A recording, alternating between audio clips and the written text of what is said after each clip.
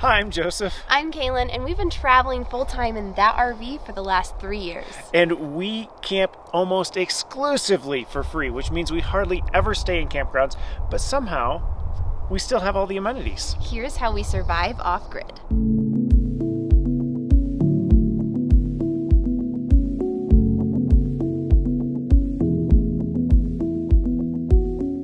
In a traditional paid campground, you would typically have water, sewer, and electric hookups. But what we do is called boondocking or dry camping, which means we don't have any hookups at all. This gives us the freedom to camp just about anywhere we want. That's allowed, of course. Here we're staying in the Inyo National Forest outside the east entrance of Yosemite National Park. And like most boondocking locations, this camping spot is free and in a gorgeous location with plenty of space to enjoy. The first thing we need to survive off-grid is power. You can get power from one of two sources, a generator or solar.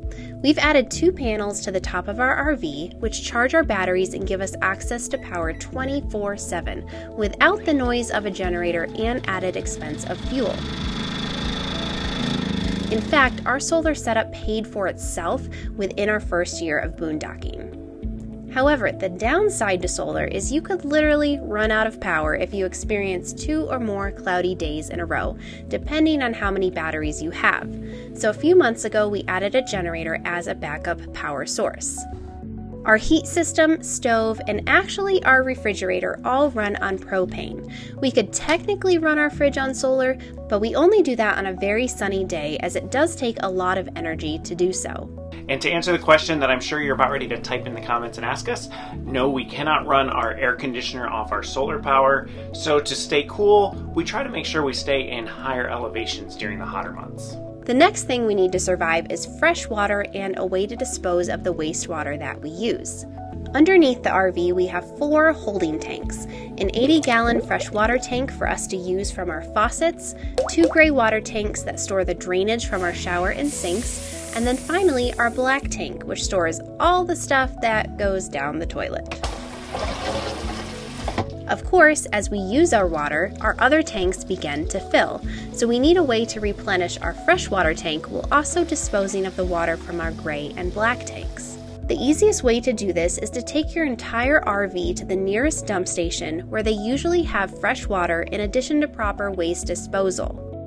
You can find dump stations on apps like Campendium and iOverlander.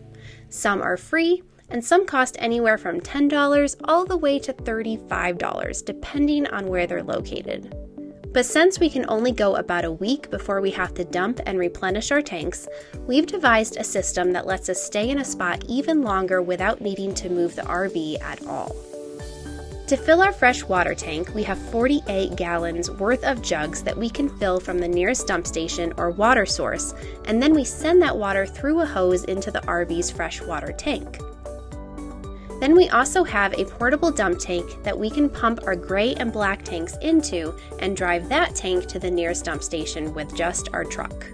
There's a lot of random jobs that come with living in an RV, but this is beyond a shadow of a doubt the number 1 and number 2 most disgusting. The final thing that we need access to survive off-grid is reliable internet. We both work from home, so we use 2 different carriers for optimal coverage.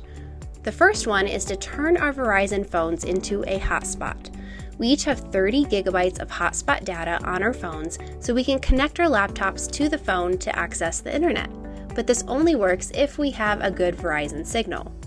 Before we park in a boondocking location, we run speed tests to see how good the internet connection will be, because nothing is worse than getting all set up and then discovering you have to move again, which we have done multiple times before.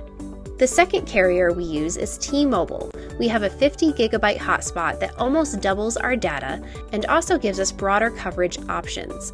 For example, when we camped in Sedona, all of the Verizon cell towers were completely jammed and unusable, but T-Mobile gave us enough coverage. Of course, what you all want to know is, can we watch Netflix with only 110 gigabytes of data?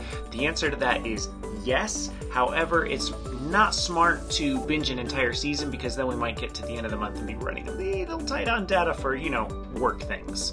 Basically, we're equipped to stay off-grid as long as we want, although most boondocking spots do enforce a 14-day stay limit, which means we're often moving every 1 to 2 weeks. And boondocking spots are relatively easy to find from the Midwest to the West.